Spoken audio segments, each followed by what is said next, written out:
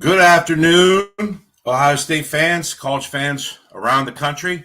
We finally got an afternoon game here, and we're not doing a live post-game analysis at 10:30 or 11:30 at night. So I must say it was nice to finally have a noon game, and we get another noon game next week. So Ohio State coming off a bye today. We got a lot to digest after this game. I mean, that score is crazy. If you're an outsider and you're just picking up your phone and you're saying, well, Ohio State does what they do.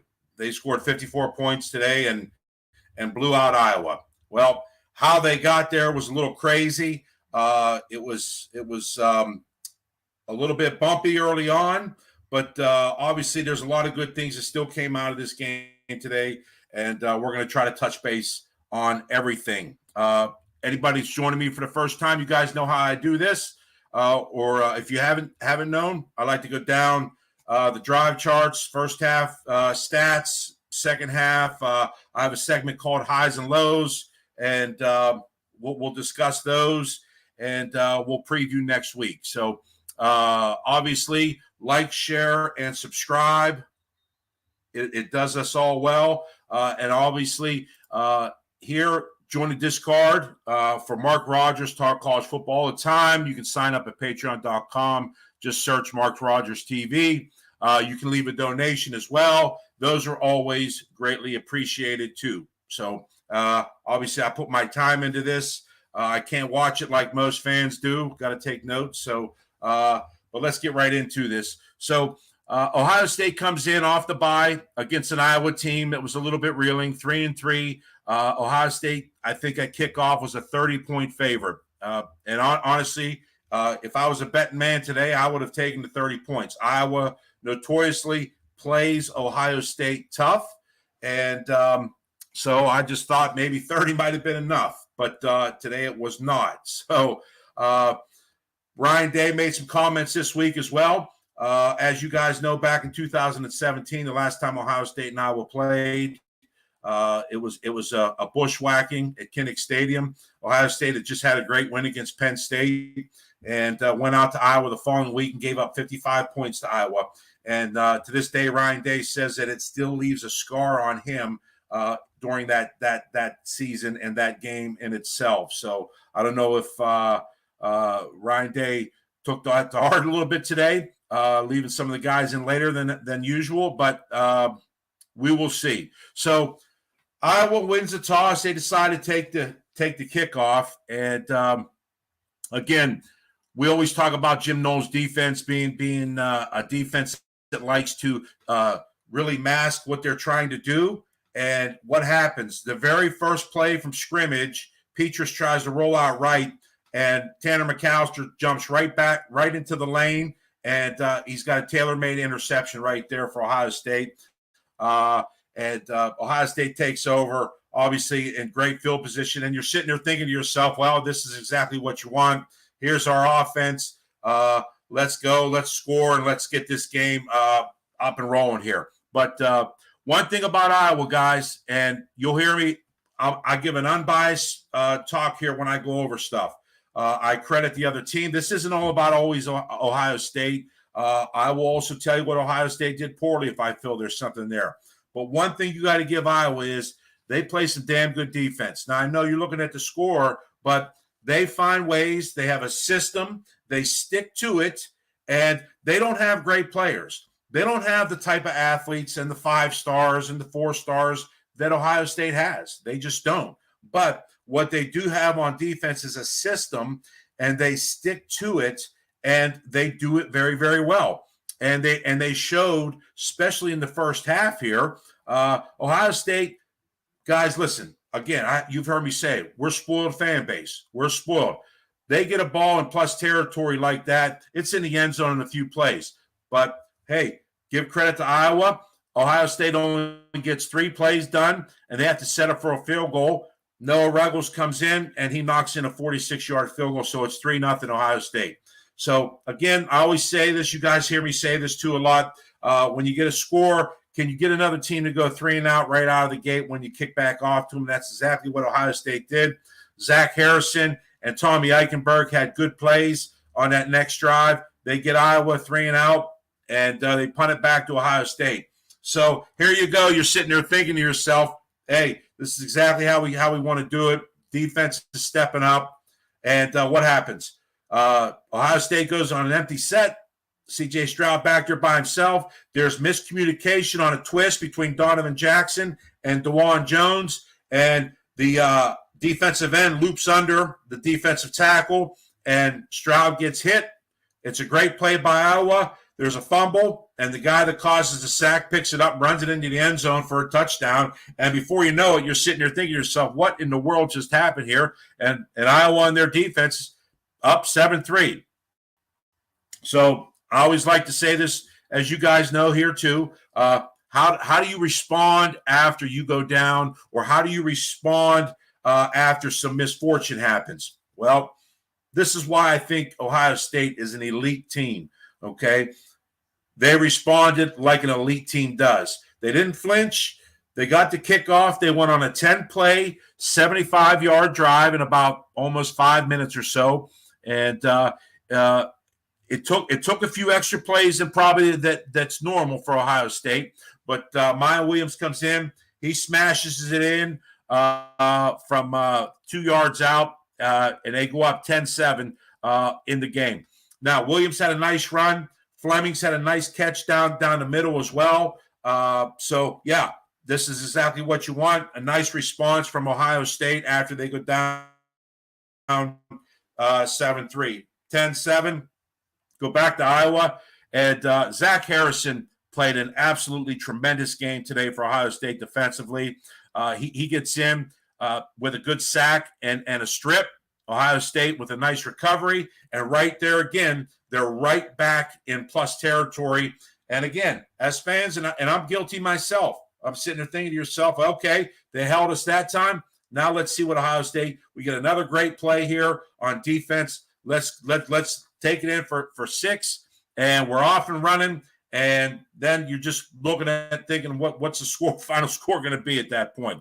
But again, what did I tell you about Iowa's defense? Iowa's defense stepping up big, and Ohio State only ran 3 plays again and couldn't pick up a first down.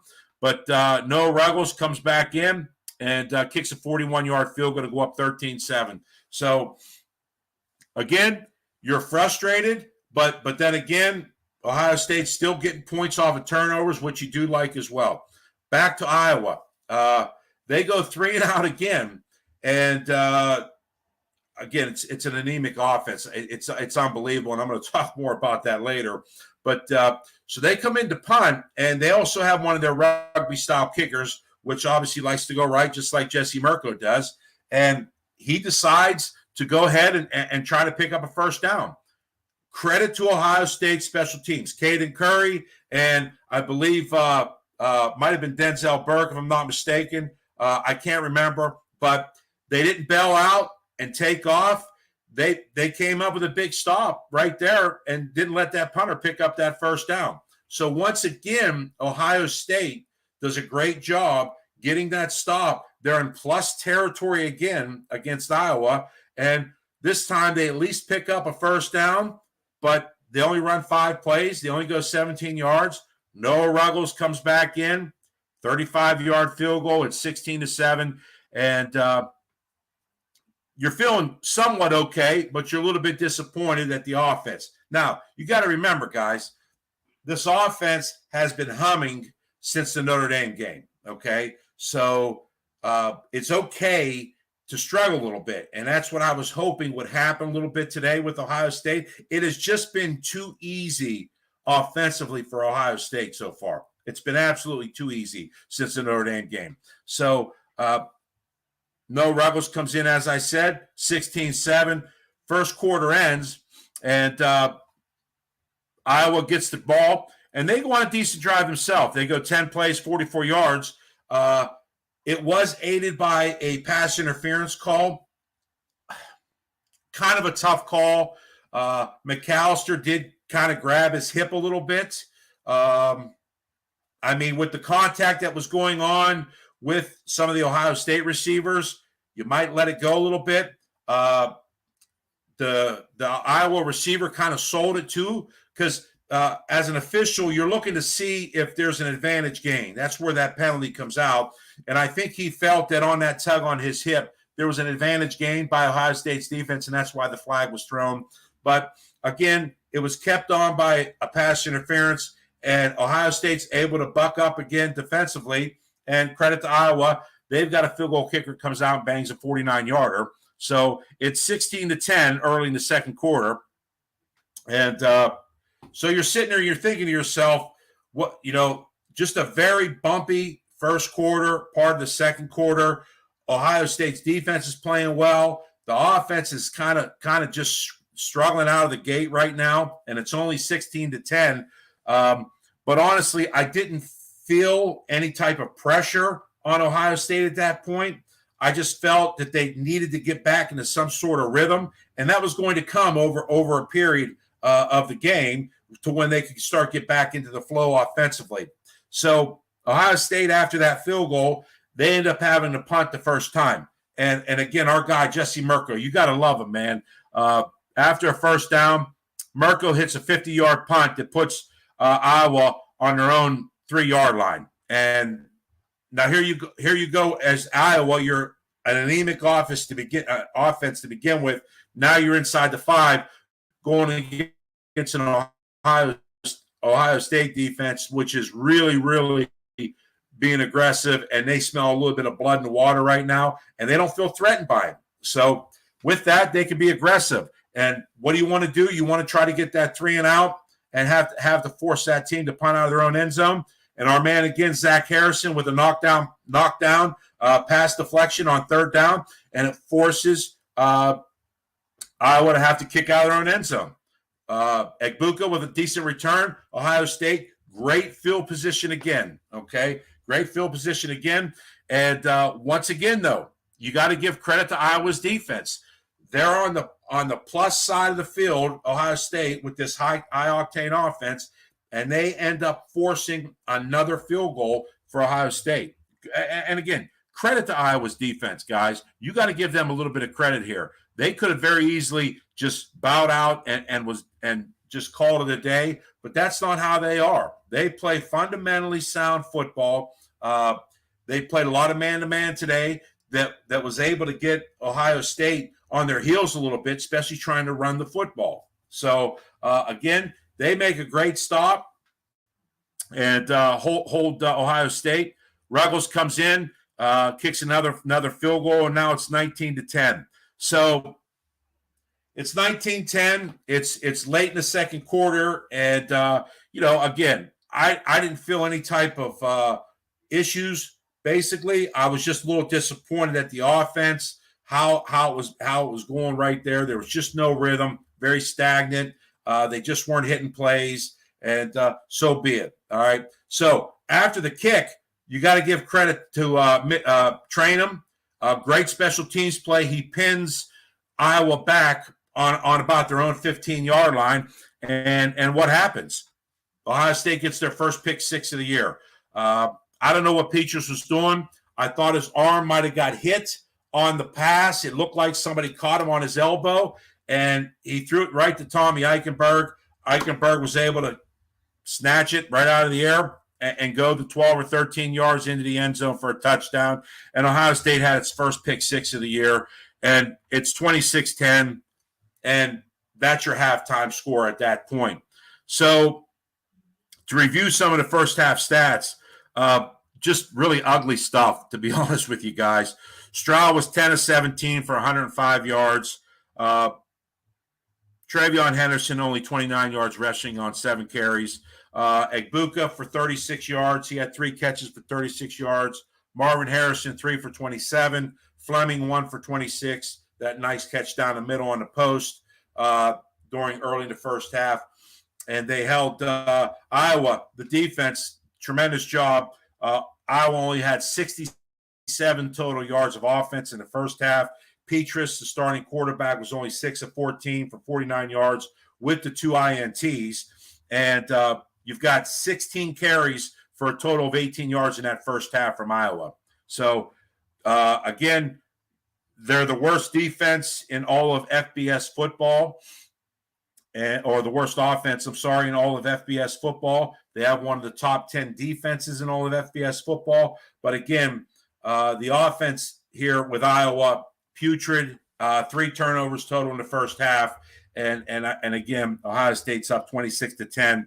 And they're receiving the ball to start the second half. So what is exactly what you like. They got a late score there. And now you want to try to parlay that into that second half when you could double dip down offensively for more points. So 26-10 at the half.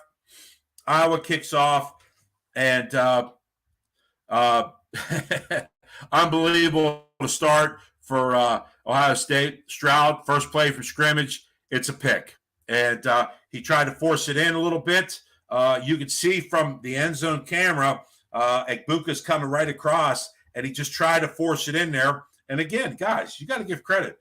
Jack Campbell for Iowa makes a great one-hand grab, able to snatch it and able to hold on to it, and they get a pick out of it. So again, I think because of the first half ineptness of Ohio State offensively throwing the football, I think that Ryan Day was just hell-bent in that second half on trying to establish the pass and trying to get back into that rhythm that Ohio State had the last 4 or 5 games or so.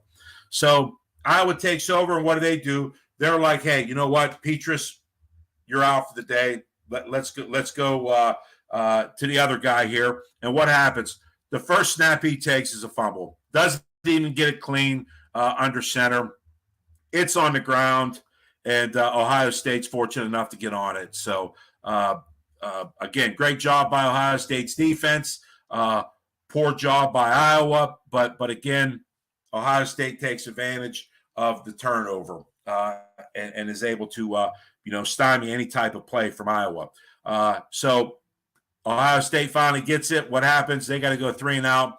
Jesse Mirko, another great punt again, pins Iowa on the 5-yard line. And, again, you've got this offense that's struggling with Iowa, a defense with Ohio State that's really feeling good about themselves and having a good game. And it doesn't take long, but McAllister with his second pick of the day, a little out route by the tight end, and it's a little out in front of him. Deflects off him. McAllister, Johnny on the spot with the INT, and Ohio State's right back in business again. So here it is. Now, can Ohio State cash in now? All right, enough of the field goals. You're doing a great job on forcing turnovers. Can Ohio State cash in? So Ohio State takes over on the plus 15, which is the Iowa 15-yard line. And it actually goes to a 4th and 1. And Stroud, with a great play, rolling out to his left, hits our man Marvin Harrison for a 6-yard touchdown. And just like that, it's 33-10. And for all intents and purposes, the route was going to be starting for Ohio State. Next series for Iowa, it's a turnover on downs. They have to start trying to force the action now. That's getting them out of their comfort level. That's not how they want to play. They've got to go for it on 4th down. Ohio State does a great job, gets them off the field on Ohio State's 45-yard line. So they take over Ohio State, and now we start to see the Ohio State of the past few weeks, okay? It's a great play, a great pass down the seam. Egbuka runs a great little seam route. Stroud puts it right over the linebacker's head, right where the safety can't get there in time for Iowa. Egbuka makes a great catch for a nice chunk play. And then our guy, Marvin Harrison, with another great catch on the sideline. If you guys saw a couple weeks ago when we did the breakdown with Michigan State, I had my man B. Moses on, Brandon, and I got to steal his term for Marvin Harrison, but he calls him Marvitron, just like Megatron, who played for the Lions, Calvin Johnson. I think it's a great name. Marvitron, great name, makes a great catch, goes up, another great throw from Stroud, high points it, another great chunk play, and here we are, right down there where we need to be at. And what happens? Stroud hits Egbuka, 13 yards on a great play, back shoulder throw. Egbuka just being a better Jimmy than I was Joe, makes the catch, and here we are. It's 40-10, and Ohio State is finally starting to get into that rhythm again offensively, like I said. So they punt it back to Iowa. Iowa picks up a first down, but they're forced to punt, and so excuse me. So the third quarter ends, and it ends up being 40-10 going into the fourth quarter, and so Ohio State takes back over after a punt, and they're over on their 10-yard line, and it's 3 plays. And there's our boy Julian Fleming again.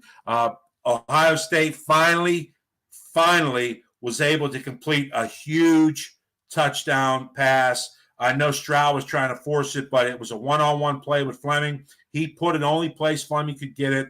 Fleming made a great job with a little bit of defensive pressure too to haul it in, and he takes it 79 yards for a touchdown, and it's 47-10 at that point.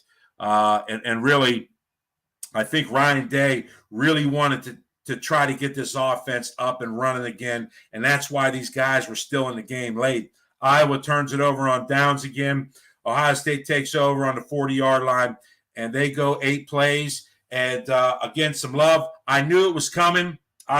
If you guys go back and watch the game, the play that Mitch Rossi scores, watch C.J. Stroud. He points right at Mitch Rossi. So I knew something was going to Rossi right there.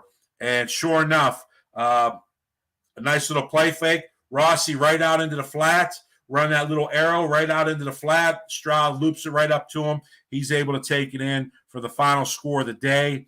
And from that point on, it goes to 54-10. And again, we got some other guys that come in and play. Ohio State forced another turnover at that point. But basically, people at that point, it was over. So just to go over some of the stats here. Stroud finished the game a pedestrian 20 of 30, 286 yards, 4 touchdowns, 1 INT. He got fortunate. The drive that Rossi scored, I think there was another pick, but there was offsetting penalties, which wiped that out, or he would have had a second INT. So he caught a break there, throws his 4th INT of the year, but he does go for 4 touchdowns. One of the things, too, here, rushing the football, Ohio State only had 28 carries for 53 yards. Henderson was the leading rusher for 38 yards. Receiving for Ohio State, Fleming only had 2 catches, but he obviously had the long one for 79 yards. That put him over 100 yards for the day and a touchdown. Egbuka, steady as can be, 6 for 80, 1 touchdown. And our boy Marvitron, 7 catches, 62 yards, and a TD himself. So total yards overall, again, I was just breezing through some of the comments before I came on. Some people had posted them. Said, I've never seen a team with only 350 yards. As a matter of fact, let me just pull that up here right now.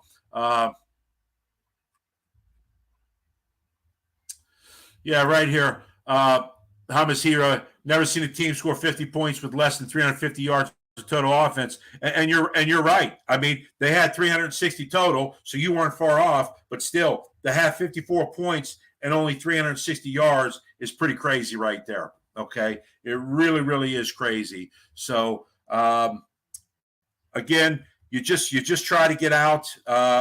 They got into the rhythm that Ohio State wanted to get in offensively. Like I said, I think that's why Ryan Day kept those starters in as long as he did, seeing C.J. Stroud in there as long as he was in there. So I think they got some things accomplished, and they got to get right back into it because obviously we know what's coming next week.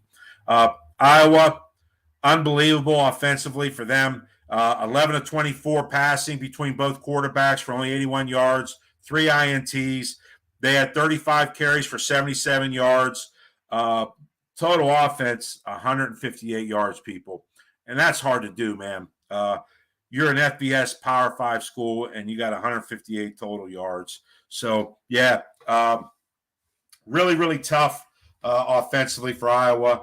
But, again, Ohio State does what they need to do defensively to make sure they don't even let Iowa stay around in this game. So those are the stats on the game. I'm going to go down through some comments here first. We'll go over my highs and lows. and we'll go from there. So let's take a look here and see what we got. Yep, hummus again. I talked about it. The turnovers are killer. You just can't turn the ball over in this game. I don't care what age you're playing, junior high, JV football, high school, low-level college, it don't matter. When you turn the ball over, especially against a team like Ohio State, it just snowballs quick for you, and really it's not a good situation.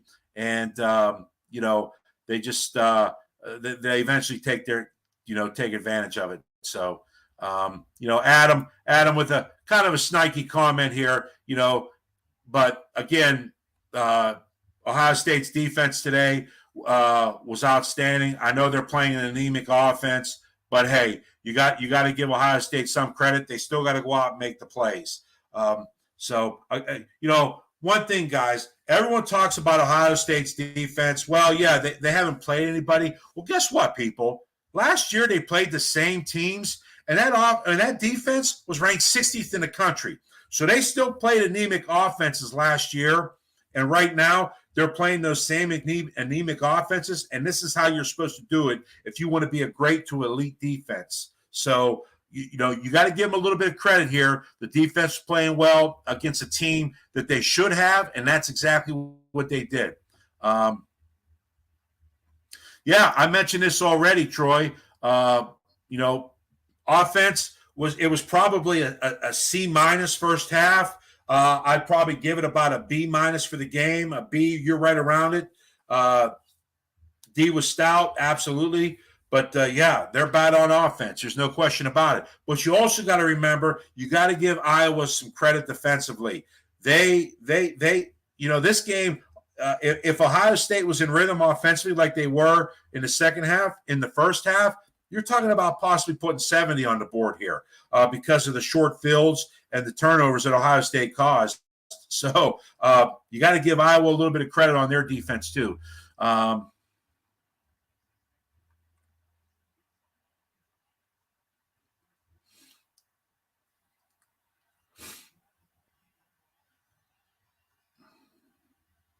Well, you know what, Jim? I tell you what, it's part of one of my lows, Jackson Smith and Jigba. But again, if JSN can't come back, I think we already know that this offense is competent with what they have out there. So I don't think that it's the fact that it's more relaxed. I think maybe he's just trying to get him the ball and trying to get him back into the game. Yep. Again, Jeremiah here. However, look at all the other weapons available to C.J. Stroud, and that's what I said. It doesn't matter who you throw back here. If you protect Ohio State's quarterback, he has Ferraris all over the field. I mean, so again, it's a luxury, and again, remember, Brian Hartline is the best wide receiver coach and recruiter in the country. So that's why Ohio State is able to get the guys that they get because of that reason. It starts with coaching. Kids see what these receivers do on the field every Saturday, and then they look at the NFL draft. They see Chris Olave.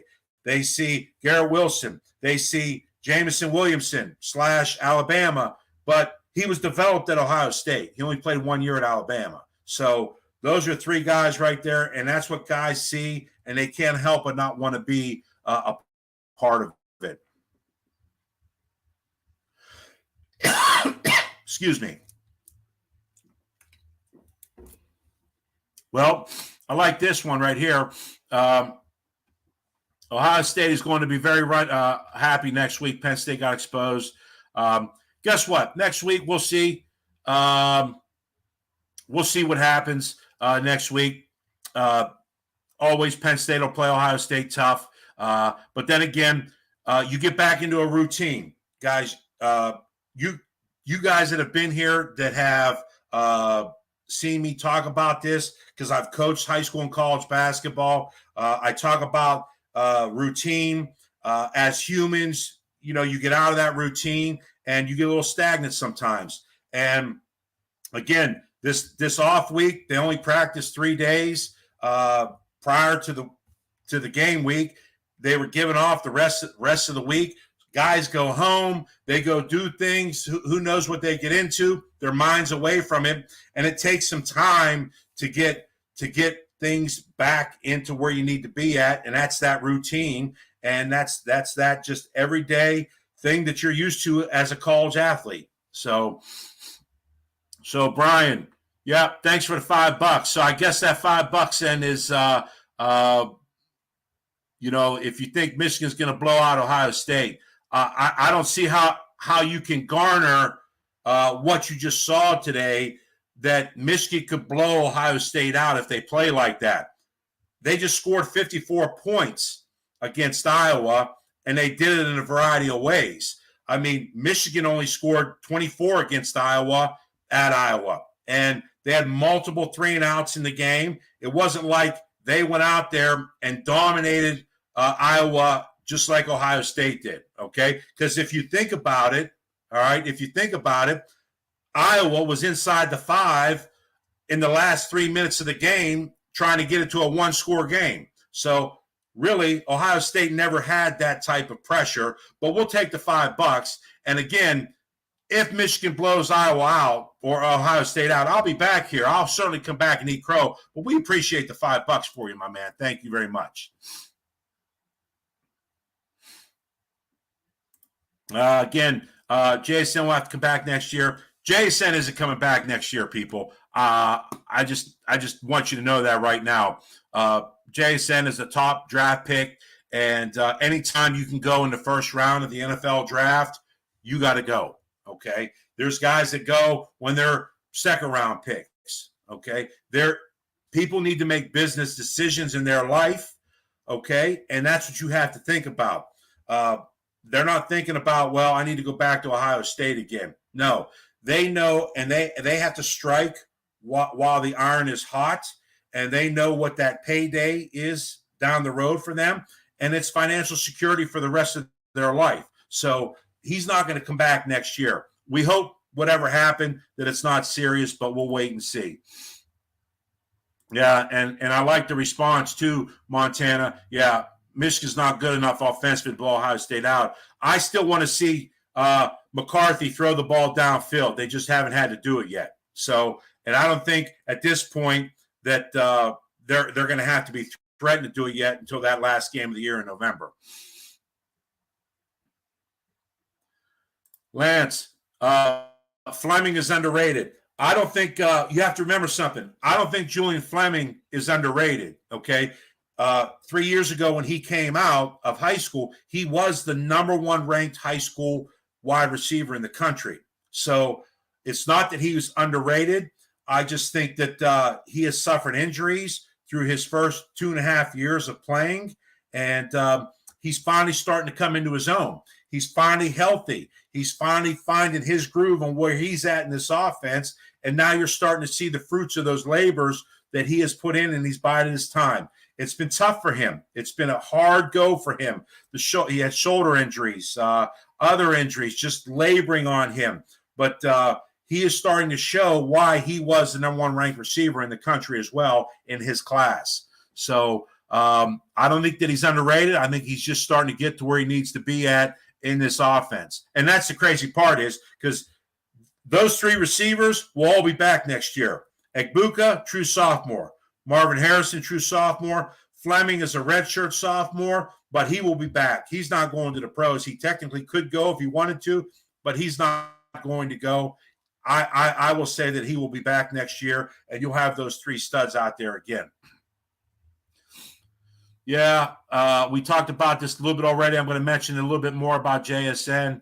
I don't know. It looked like he might have grabbed his groin this time, but I'm not sure. We'll just have to wait and see. Again, Ohio State, very, very quiet on the injury front, on what's going on. So we will just have to wait and see. Nope.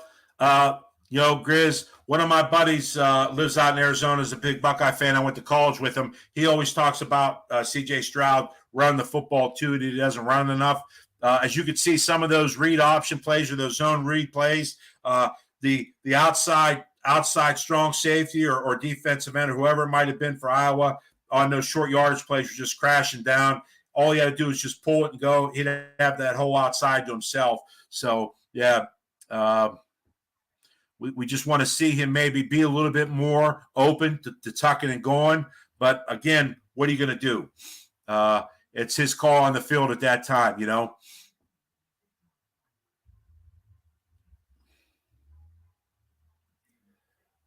Okay. Yeah, Jeremiah, again, we can't wait for the last weekend in November. It's always a great time. You always know what time of the year it is and what day that is and who's playing that day. And, again, we got work in front of us, though. Ohio State has work in front of us, and we got to wait and see. There's going to be a game next week. Believe me when I tell you, we'll get Penn State's best effort, regardless of what happens tonight with them.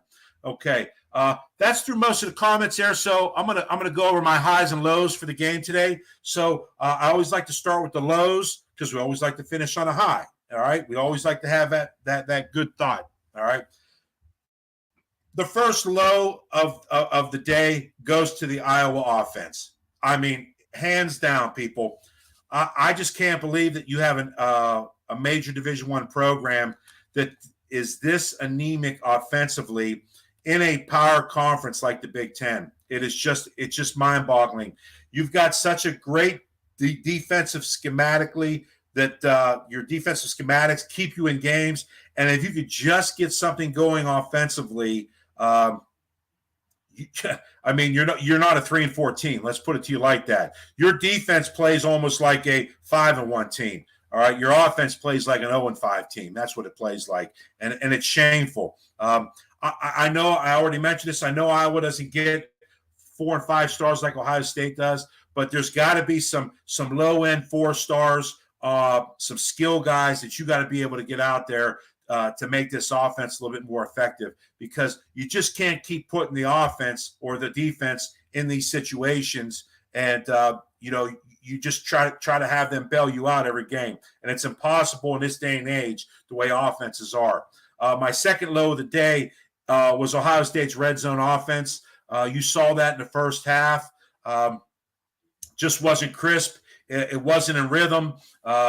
C.J. Stroud holding the ball. Nobody's open. So, again, it's something that I'm glad that Ohio State struggled a little bit with it. But obviously, as we go down the year further, you get into the playoffs. If Ohio State makes it, you can't have field goals in those situations. You got to cash in touchdowns there. Obviously, a few years back, we saw that in the Clemson game in the playoffs when Ohio State couldn't stick it in the end zone on a few different occasions and had to settle for field goals, and it came back to bite them.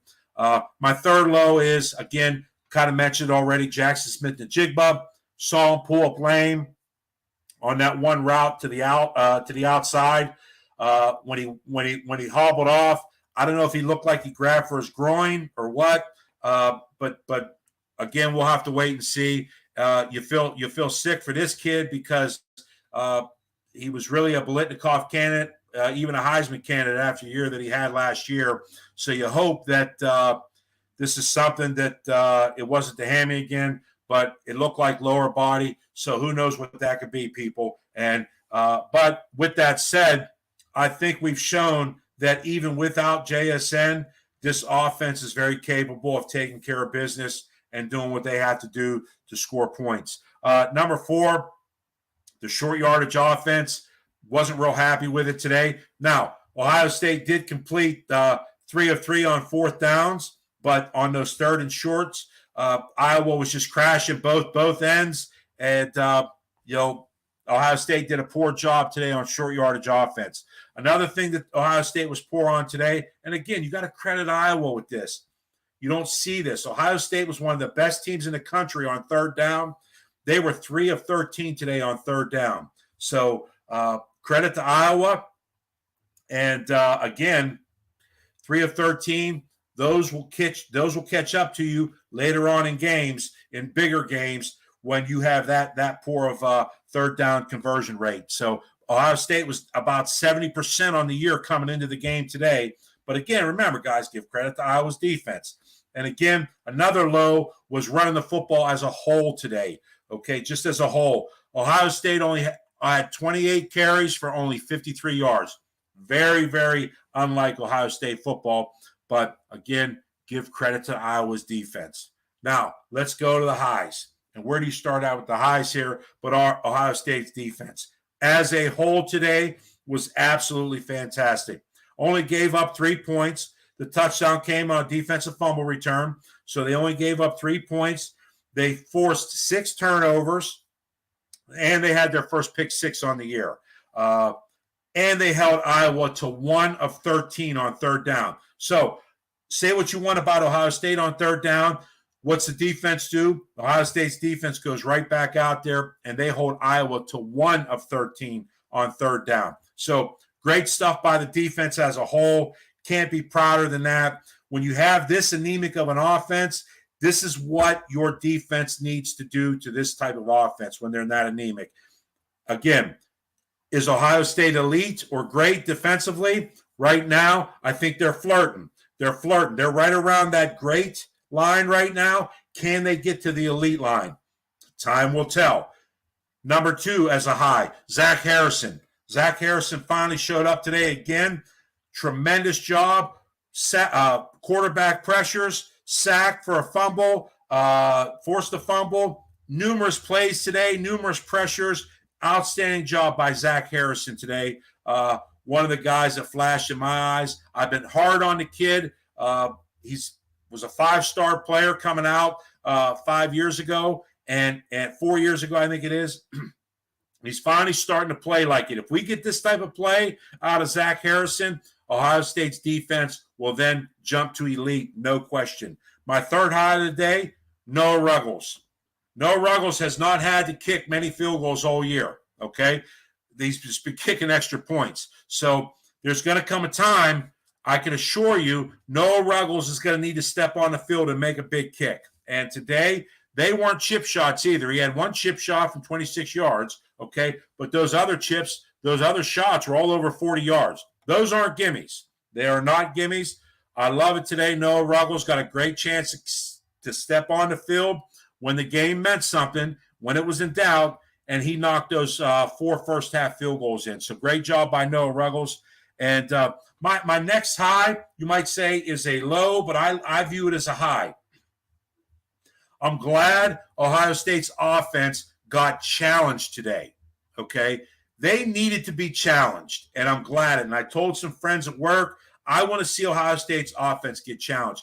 It has just been way too easy for this offense the last 5 games, just way too easy. They can do whatever they want, and I'm glad they got challenged today because you know what? It gives a lot of film time now for these guys to go in and the coaches to get after them a little bit and see what Iowa did to them. What I did see a few times is by going man-to-man, they got very physical with the Ohio State receivers. Could have been some flags in there, but there wasn't. It's not a foul if there isn't a flag. So what are you going to do? All right. But they really challenged Ohio State receivers today. They got real handsy with them. And this is something maybe down the road some other teams might look to do. But then again, you have to remember something. This Iowa defense sticks by a plan, and their schematics are not like a lot of other teams, okay? So a team just can't sit there and say, hey, let's do what Iowa did. You can't do that, all right? You have to do what you do. But I think they can look at some of the things that Iowa did. They got physical with the Ohio State receivers coming off the football at times, and it caused some issues for Ohio State in that first half. Now, again, you try to do that for 60 minutes. Now you see what happened in the second half. C.J. Stroud got to get back in stride with his receivers again. Marvin Harrison, Emeka Egbuka, and then Fleming on the long bomb.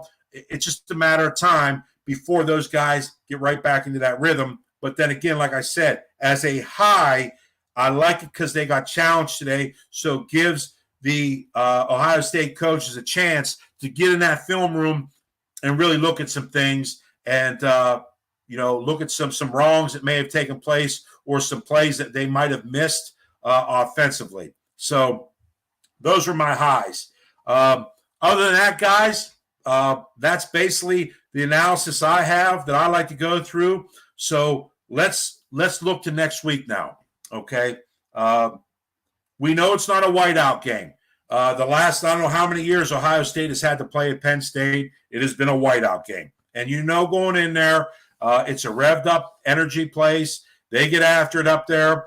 It's an extremely unbelievable environment, and it's tough on opposing teams and offenses, no matter how good you are.